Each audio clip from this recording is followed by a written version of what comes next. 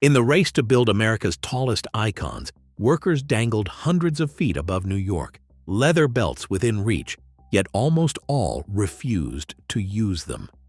They believed a heavy belt was more likely to send you plummeting than save your life. As the Empire State soared a floor a day, the question wasn't just how they built so fast, but why they trusted skill over safety, even as tragedy loomed. The answer upends everything you've heard about early skyscraper construction.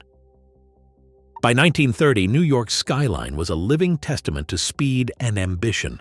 Construction crews moved with a rhythm that matched the city's relentless pace, raising steel skeletons for towers that seemed to defy gravity. The Empire State Building rose from the ground at a rate of 1 floor per day, a feat that stunned both engineers and the public.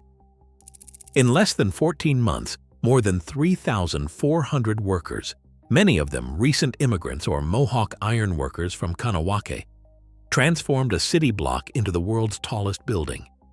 Just a year earlier, the Chrysler Building had pushed upward with the same urgency, its spire assembled in secret and hoisted into place to clinch the title of tallest before rivals could react. Schedules left no room for hesitation. Contractors expected entire floors to be framed, riveted, and decked in a single shift. Delays meant lost money, so crews worked through wind, rain, and biting cold, often without pause. At its peak, more than 3,500 men swarmed the Empire State site, threading beams, swinging hammers, and guiding red-hot rivets into place, sometimes hundreds of feet above the street, with nothing but open air beneath their boots. The pressure was not just about speed. Each project became a race against competitors, against deadlines, and against the limits of what anyone thought possible. Workers balanced on narrow girders, shifting their weight with practiced ease, while cranes swung steel into position overhead. Every task was performed at dizzying heights, with the city's traffic and crowds reduced to a distant blur below. In this environment, tradition and technique mattered as much as the steel itself. Crews relied on experience, coordination, and a shared understanding of the job's dangers. The skyscraper boom created a workforce that prized efficiency and daring, forging a culture where the ability to keep up was as important as any safety measure. As the buildings rose ever higher, the question of protection, what gear to use and what to leave behind, became not just practical, but personal. A leather body belt from the 1920s looks sturdy at first glance. Thick, hand-stitched leather, a heavy steel buckle, and a length of hemp rope knotted to a single D-ring. But every detail reveals the flaws that made these harnesses more burden than protection. The belt alone weighed up to 10 pounds, pressing against a worker's waist through 12-hour shifts. The leather, stiffened by sweat and weather, chafed the skin raw by midday. In summer, it trapped heat. In winter, it froze solid, biting into hips and ribs. The hemp rope lanyard, usually no thicker than a thumb, was tied off wherever possible, sometimes to a beam, sometimes to a piece of scaffolding. But hemp frays fast against sharp steel edges, and knots could loosen under sudden strain. If a worker slipped, the belt had a tendency to ride up over the hips, crushing organs or flipping the wearer upside down. There were no leg straps to prevent inversion, no padding to spread the force of a fall. Even a short drop could turn the belt into a noose around the midsection. Snagging was another constant threat. The lanyard often tangled on rivets or caught under a boot as men moved from beam to beam. Riveting required wide sweeps of the arms and quick pivots of the body, and any extra bulk or resistance could throw off balance at a critical moment. Workers crouched, leaned, and stretched in ways the harness simply could not accommodate. The risk of being jerked sideways or trapped mid-fall felt more immediate than the danger of working without any restraint at all. Patent drawings from the era show inventors struggling to solve these problems, but the core design changed little before World War II. Safety belts remained crude, uncomfortable, and unpredictable. A technical solution that, in practice, left workers doubting whether they were safer with it on or off. Working high above the city, ironworkers needed every joint, muscle, and sense of balance at their command. The job demanded constant movement, arms swinging wide to drive rivets, legs straddling beams, torsos twisting to keep tools within reach. Nothing about the work was static. To walk a 6-inch wide girder, a man had to shift his weight with precision, sometimes crouching low, sometimes stretching out to catch a swinging steel plate. Structural engineers studying these movements point to the importance of unrestricted hip rotation and ankle flexibility. Early safety belts, with their thick leather and heavy buckles, clamped down on the waist and pinched at the hips, locking the body in a rigid frame. The attached rope lanyard snagged easily and threatened to jerk a man off balance in the middle of a delicate maneuver. For ironworkers, any restriction was more than an inconvenience, it was a hazard. Instead, crews developed their own methods for staying upright. The heeling technique became a signature move. By hooking one heel over the edge of a beam, a worker could lean far out into empty space, distributing his weight through the leg and foot. This allowed for controlled, stable reaches that harnesses simply could not accommodate. The angle of the ankle, the tension in the calf, and the subtle counterbalance of the free leg all worked together to keep a man steady. Even slight interference from a belt or rope could throw off this balance and make a slip more likely. Engineers analyzing these techniques note that the dynamic range of motion, especially in the hips and ankles, was essential for both safety and speed. The harnesses available in the 1920s and 1930s did not just get in the way, they fundamentally clashed with the physics of the work. For ironworkers, freedom of movement was the first line of defense, and any gear that threatened that was left behind.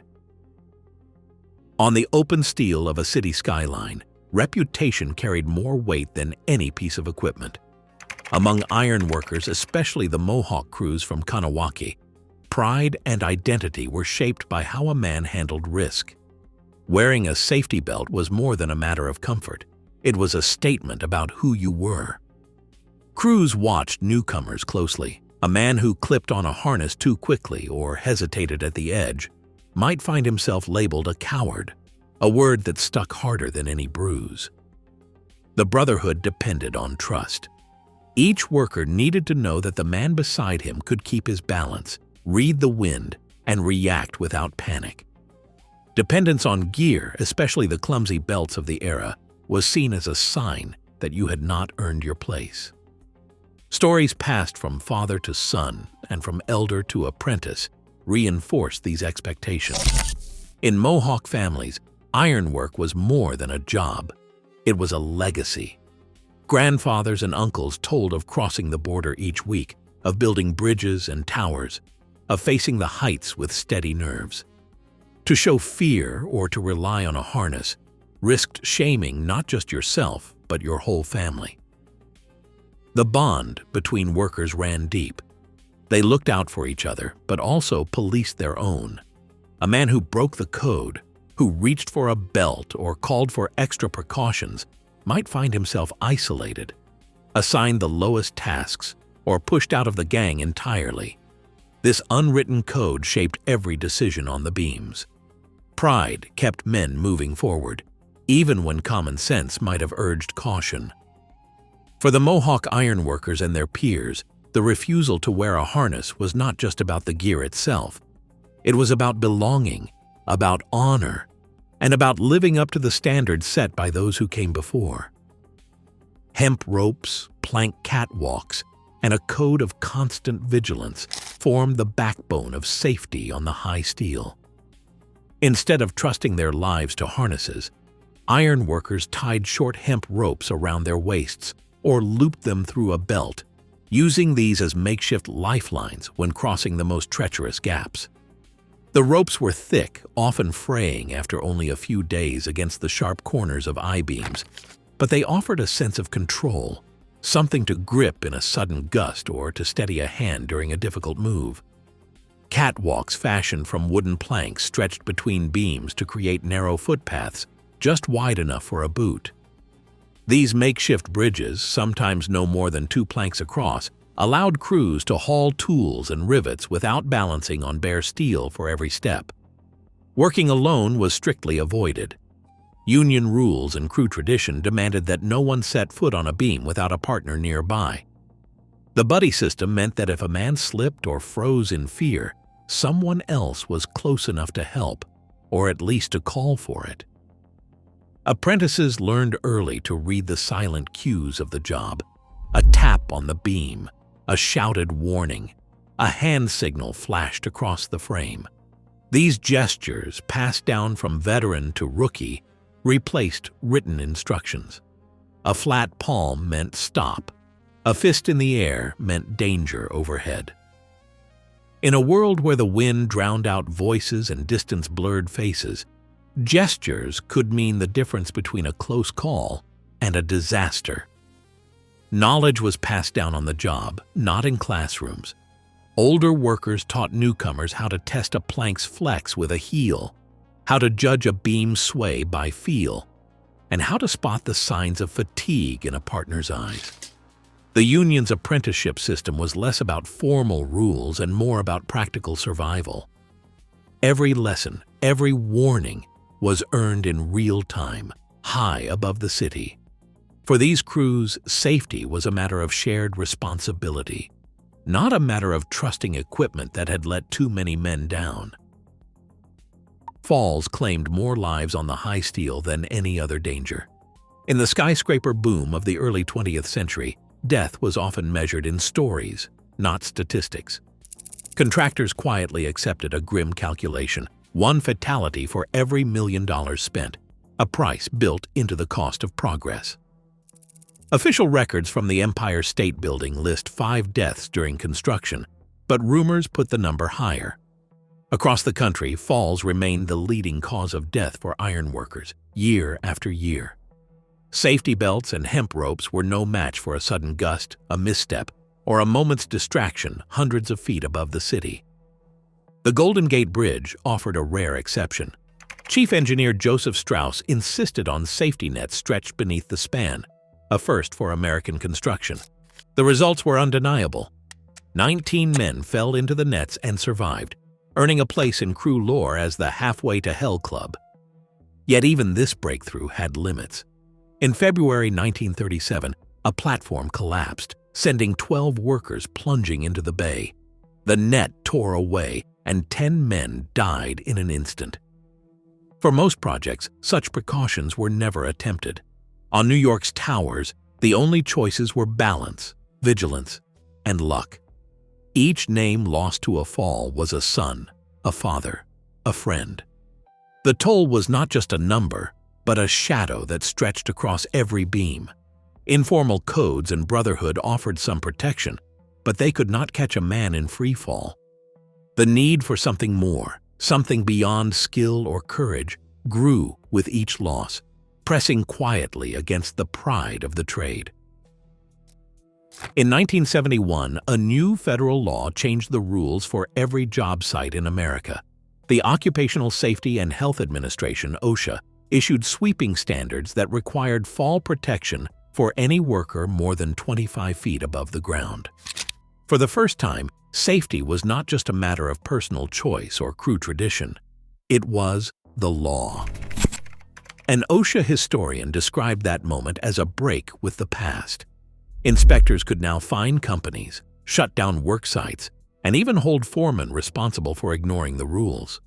The old arguments about pride, experience, or the limits of gear no longer carried weight in court. Technology caught up with regulation. The leather belts and hemp ropes of the early skyscraper era gave way to harnesses built from lightweight synthetic webbing with shock-absorbing lanyards and multiple attachment points. These new designs, inspired in part by military parachute gear, spread the force of a fall across the chest, shoulders, and thighs, cutting the risk of injury. By the late 1970s, manufacturers like MSA and Miller were producing full-body harnesses that weighed less than half as much as the old belts and moved with the worker instead of against him. Yet resistance ran deep. Veteran ironworkers, shaped by decades of risk and tradition, saw the new harnesses as a challenge to their craft. Some refused to wear them, even as fines mounted and younger crews adopted the gear. OSHA's mandate did not erase the old code overnight. It did set a new baseline. Safety would be enforced, not negotiated. The era of refusal, built on pride and improvisation, was ending, replaced by a culture where protection was no longer optional. A modern harness weighs less than 3 pounds and fits like a vest, with padded straps that cross the shoulders, chest, and thighs. Synthetic webbing and self-retracting lifelines are now standard, tested to withstand thousands of pounds of force. On every job site above 6 feet, the rules are clear: tie off, no exceptions. Today's safety trainers walk new hires through the inspection of every buckle and D-ring before a single step is taken onto the steel. Fall arrest systems are not just recommended, they are required by law, backed by fines and the authority to shut down entire projects. Yet even now, the stories of the old crews linger. Trainers often begin their sessions with a nod to the men who built the skyline without modern protection. They do not gloss over the toll. Each harness and net on site is a reminder of the men lost before these rules existed. The institutional memory runs deep. Some veterans still recall the days when refusing gear was a badge of honor. But the new generation learns to see the harness as a tool, not a weakness. The contrast is sharp. Where once risk was measured in pride and reputation, it is now calculated in compliance forms and safety audits. The culture has shifted from bravado to prevention, from silent codes to written policies. But the courage of those early ironworkers is not forgotten. Their sacrifices forced a reckoning, shaping a world where no one is expected to prove their worth with their life. Today, the harness is not just equipment, it is a promise that the cost of progress will never again be measured in names etched on a memorial. Today, construction is one of America's most dangerous jobs, yet modern safety gear saves thousands of lives every year. The hard lessons written in steel and sacrifice still echo atop every skyline. Progress depends on questioning tradition, even when it feels invincible. The next step in safety isn't just equipment, it's the courage to challenge what everyone else accepts. What risks do we still overlook? Share your thoughts below.